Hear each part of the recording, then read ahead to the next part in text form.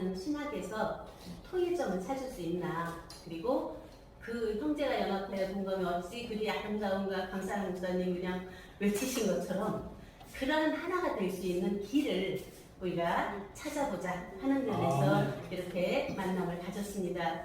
제가 오늘 준비한 말씀은 고린도전서 12장이에요. 한번 같이 보겠습니다. 고린도전서 12장 4절에 보면, 이제 앞에도 보시면 좋겠지만, 은사는 여러 가지나 성령은 같고 직임은 여러 가지나 주는 같으며 또 역사는 여러 가지나 모든 것을 모든 사람 가운데서 역사하시는 하나님은 같으니 각 사람에게 성령의 나타남을 주심은 유익하게 하려 하심이라. 그래서 우리가 만나는 분들 보면은 너무나 독특한 분들 많으시잖아요. 그러니까 히브리어 철자만 가지고 그거 길을 가야 된다. 문장을 가지고 그 길을 가야 된다. 한글 성경 가지고만 가야 된다. 1.1획도 거기서 틀리면 안 된다. 이제 많은 분들을 보면서 이 시대에 이렇게 역사도 많고 직임도 많고 은사도 많은데 하나님은 같아. 그런 하나님은 같은 데서 다 나왔잖아요. 모든 게. 그러면 우리가 어디서 통일점을 찾나 하는 면에서 하나님 자체 안에서 통일점을 찾는데, 우리가 가는 길이에요. 그게 예수님이 보여주셨잖아요. 내가 길이고 진리고 생명이니 나로 말미암지 않고는 아버지께로 올 자가 없다고 그러거든요. 갈 자가 아니라. 그러면 올 자가 없다는데, 예수님이 말씀하신 것은 본인에게 맞는 말이에요. 그게 나는 길이요 진리요 생명이다. 나로 말미암지 않고는 아버지께 올 자가 없다 하는 건 본인이 하신 말씀이고, 오늘날의 우리 각자는 그러한 주님과 하나 된 나의 고백이 돼야 되거든요. 나의 선포가 돼야 되고, 근데 그 길을 예비하러 가겠다 그랬거든요. 그러면 예비하러 갔다 온다고 그랬는데, 십자가에서 돌아가시고 나서 바로 오셨거든요. 부활을 3일 만에. 그러면 3일 만에 부활하셔서 어떻게 보이셨어요? 모습이 달라요. 못 알아봐요. 그럼 마리아야 할 때 알아봤거든요. 거기서 뭐라 그래요? 내 아버지, 너희 아버지, 내 하나님, 너희 하나님께로 올라갔다 온다 하라. 제자들이 다 뿔뿔이 도망갔거든요. 예수님 버리고. 그런데도 불구하고 네 아버지가 내 아버지고 네 하나님이 내 하나님이다. 그러니까 우리는 하나하나인 걸 알리라고 그랬거든요. 그래서 부활 후에 내가 처소를 예비하러 갔다 온다 했는데 3일 만에 오셨거든요. 근데 거기서 바로 나를 만지지 말라 그래요. 왜? 난 아버지께 아직 올라갔다 오지 않았기 때문에 나를 만지지 말라. 그런 다음에 이른 아침에 그랬거든요. 저녁 때 나타나서는 나를 만져보라 그래요. 그러면 뭐가 달라요? 아버지께 드리지 않은, 내가 알고 깨달은 모든 것이 내 것으로 갖고 있을 때는 만져도 연합이 안 되는 거예요. 아버지께 드렸을 때, 온전한 하나, 근본, 원천 자체에게 드렸을 때는 그 안에서 다 드려버리니까 자기 없잖아요. 그런데 하나거든요. 그 하나를 만졌을 때 우리가 되거든요. 이제 그런 면에서 처소를 예비하고 오겠다 했는데 그때 나타나셨거든요. 그리고 또 40일 계시다가 또 올라가요. 또 올라갔다가 가시기 전에 뭐라 그래요? 요한복음 15장, 16장, 17장, 14장부터 내가 가서 보혜사를 너희에게 보내리니 그가 너희에게 모든 진리 가운데로 인도할 거다. 그리고 의에 대하여 심판에 대하여 모든 것을 책망하는데 믿음에 대해서 바로 다 떠나가고 새로운 말씀으로 주시잖아요. 나를 믿지 않는 것이 너희 죄야. 그동안에는 너희들이 도덕 윤리를 죄다 했고 율법을 안 믿는 거 죄라고 했고 다 했는데, 나를 믿지 않는 것이 죄다. 그 나가 예수를 믿을 수가 없거든요. 왜? 나도 자기 자신도 못 믿는데 예수 믿을 수 있습니까? 지금 살아있는 나를 못 믿는데 예수 믿는다고 다 거짓말 하거든요, 사실은. 왜 부활된 자기를 못 믿고 하나님과 하나인 자기를 못 믿습니까? 내 행위가 악하거든요. 내 행위가 악한데 내가 말한 거 내가 스스로 지키지 않으면 내가 나를 안 믿어요. 내가 말했으면 지켰을 때 너 그래 잘했구나. 그러면서 그 안에서 온전한 하나님이 하게 하셔서 함께한 그 자체를 감사하고 기뻐하고 즐거워할 때 그 안에 하나님의 영이 함께 하시거든요.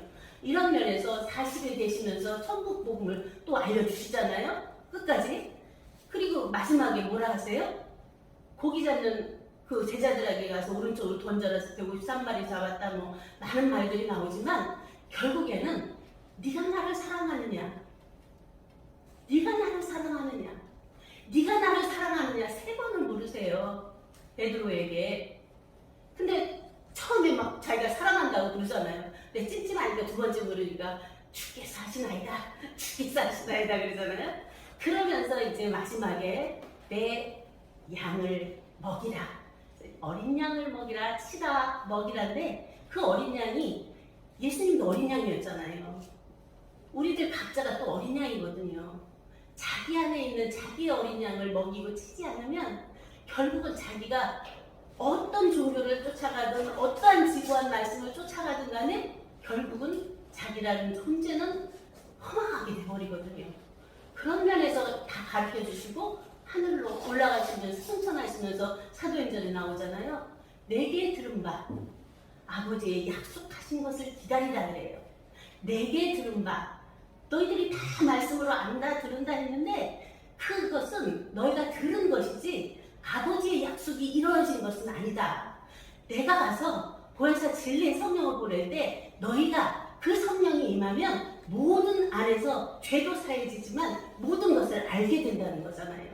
그것이 이전에서 그냥 이루어져요.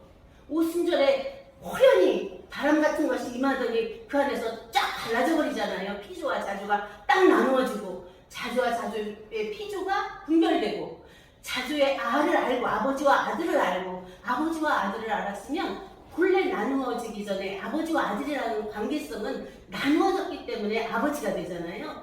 본래 아버지와 아들은 하나였거든요. 그 들여버리니까 그냥 자체 하나죠. 그 자체 하나인 나를 발견했느냐죠. 그것이 우리가 지금 오늘날에 나를 찾는 길이고 나를 만나는 길인데 그것이 이 나로 와버려요. 육체적인 없어져버려 죽을라. 이건 아니거든요. 이 안에 계셔서 영으로 역사하시는 분인데 영으로 역사하실 때는 막 자기가 기뻐서 어쩔 줄을 몰라요. 그런데 영이 떠나가 버리면 언제 그러냐고 아주 싸늘해지거든요. 그거는 과정이에요. 보혜사 진리의 성령을 받고 인도함 받는 건 과정이고 내가 속히 오리라 해서 계시록의 마지막에 오시는데 어떻게 오느냐죠.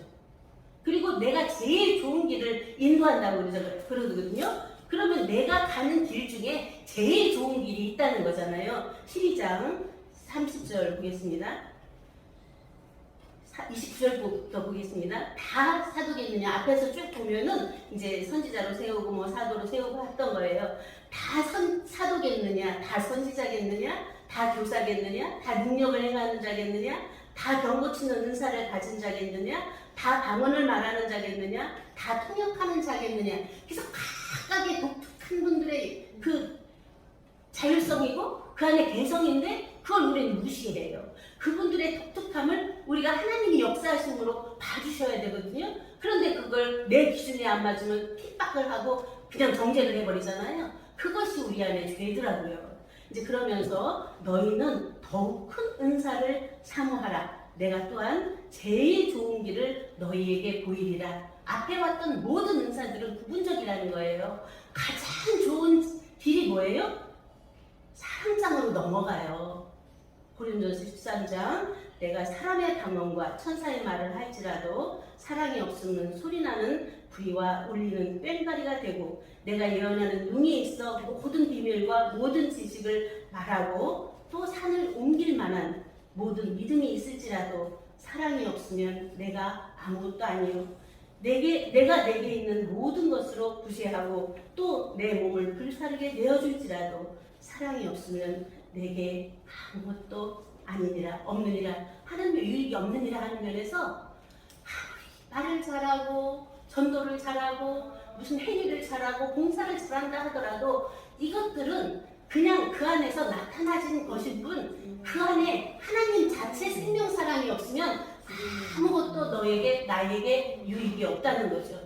이러한 안에서 우리가 사랑은 언제까지 떨어지지 아니하나 예언도 패하고 방언도 그치고 지식도 패하리라. 우리가 부분적으로 알고 부분적으로 예언하니 온전한 것이 올 때에는 부분적으로 하던 것이 패하리라. 그리고 또 이 말씀 받으면 교단, 어느 교단에 있는 분은 내 교단이 이게 온전해, 완전해 이렇게 하거든요. 거기서 데리러 오는 거예요. 그것을 한번 넘어가 볼 수 없을까요?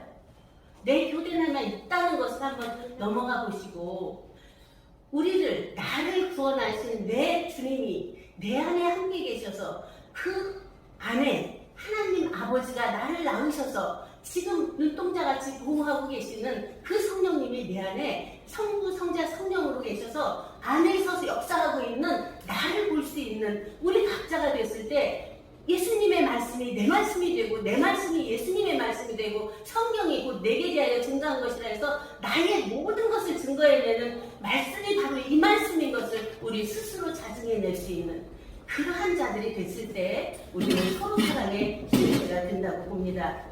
11절 보겠습니다. 내가 어렸을 때에는 말하는 것이 어린아이와 같고 깨닫는 것이 어린아이와 같고 생각하는 것이 어린아이와 같다가 장성한 사람이 되어서는 어린아이의 일을 버렸노라. 우리가 이제는 거울로 보는 것 같이 희미하나 그때에는 얼굴과 얼굴을 대하여 볼 것이요 이제는 내가 부분적으로 하나 그때에는 주께서 나를 아신 것 같이 내가 온전히 알리라 해요.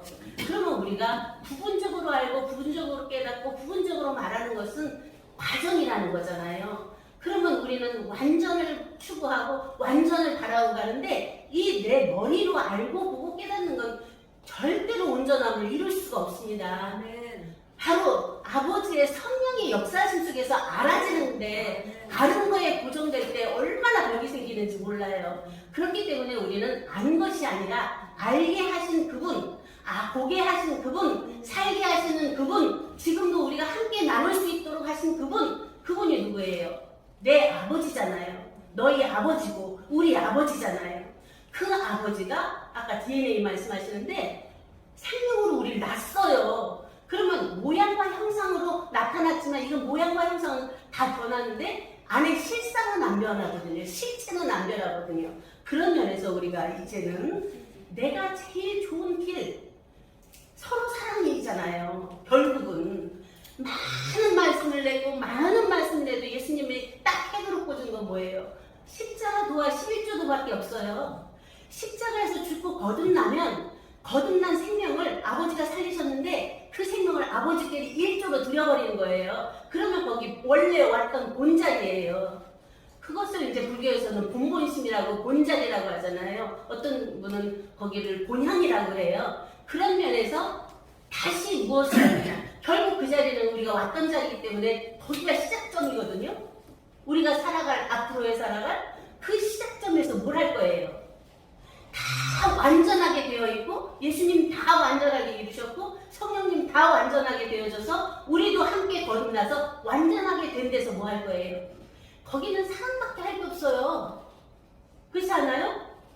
다 구원 받았고 아까 2가지 구원이라고 그랬는데 3가지 구원, 4가지 구원 다 있어요. 육체적인 면에서 영적으로 구원 받아야 되고 영적인 면에서 생명적으로 구원 받아야 되고 생명에서 근본 원천의 고자에 이르는 면까지 구원받아야 진정한 구원이 되거든요. 그 구원이 뭐냐면 영생이에요. 우리는 이미 영생을 갖고 왔거든요. 요한일서 5장에 잘 증거되고 있잖아요. 내가 이르는 말은 너희에게 영생이 있음을 알게 하려 함이라. 영생이 뭐예요? 영원한 생명이기도 하고 하나님의 영과 생명이 안에 있는 거잖아요. 그 자체가 바로 우리는 예수 그리스도는 어제나 오늘이나 영원토록 동일하다고 하는 그 예수 그리스도를 사람으로 봤을 때는 전혀 아니죠. 예수 그리스도가 육체가 영원한가요? 그런가 하면 영도 나타났다 안 나타났다 내가 뭐 죽었다 잠잔다 이런 표현들을 하잖아요. 그런데 그 안에 생명은 전혀 그런 것이 없이 영존하는 생명 자체로 무색무취다. 거기는 어떤 무성이다. 아무것도 뭐라고 할 수 없는 그냥 그 자체다. 이렇게 됐을 때 우리들 각자의 그런 나를 발견했느냐죠. 이런 속에서 우리가 정말 이 시대에 초종교를 말하고 있고 총연합을 말하고 있는데 무엇이 돼야 된다. 이렇게 돼야 된다. 신율법이더라고요. 그걸로는 또 안 되더라고요. 왜? 뭘 하라 마라 하는 거 제일 싫어해요. 그러면 뭐부터 출발하냐면 여러분은 이미 하나님과 하나가 있습니다. 하나님께로 나온 자녀들이고 하나님의 유전자를 갖고 계십니다. 그런데 그분이 잠자고 계시거든요. 그러면 깨어나셔야 되는데 자극이 필요해요. 뻔히 잠들면 못 일어나거든요. 흔들든지 때리든지 큰 소리를 내든지 그렇게 해야 되는데, 이제 우리가 이런 말씀을 우리가 증거할 때 그냥 큰 소리로 한마디를 딱 외치면 깨어나버리게, 살아나버리게. 그게 이제 수가성 여인을 구원하는 방법이었잖아요. 예수님이 처음부터 가르쳐주세요. 거기는. 그런데 삭개오를 구원하고 할 때는 사람들이 다 멀리했어요. 그를.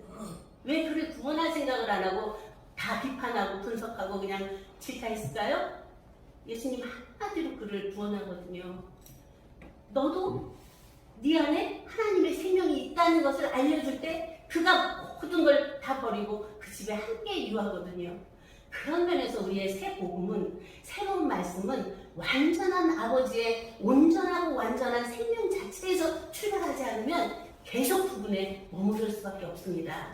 이제 새로운 기독교, 우리가 기독교 안에서 천주교 왔죠. 그리고 기독교 왔죠. 그리고 지금 시대에 가정연합이고 신천지오고 또 다른 많은 분들도 계세요. 하나님의 교회도 있고 뭐 많이 지금 활성화되고 계신 분들이 있는데, 그런 분들이 주장하는 것은 한 분을 또 세워요. 각자 그분이 됐다는 거예요. 그분만 바라보면 된다는 거예요. 그걸 한번 놔보고 그분을 통해서 우리가 알아진 거, 그분을 통해서 우리가 깨달아진 거, 그분을 통해서. 하지만 예수님도 결국에는 나는 누구라 그래요?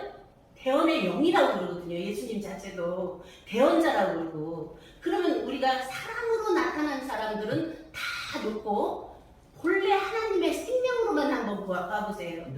네, 각자가 그러한 독특하고 그 개성이, 이제 저도 처음에 이제 말씀을 받을 때 예수 그리스도 한 분으로 된다 했을 때 너무 황당했거든요. 다 개성들이 있는데 예수 그리스도라는 한 분으로 똑같이 되면 이거 인형이지, 로봇 아닌가? 이렇게 생각했거든요.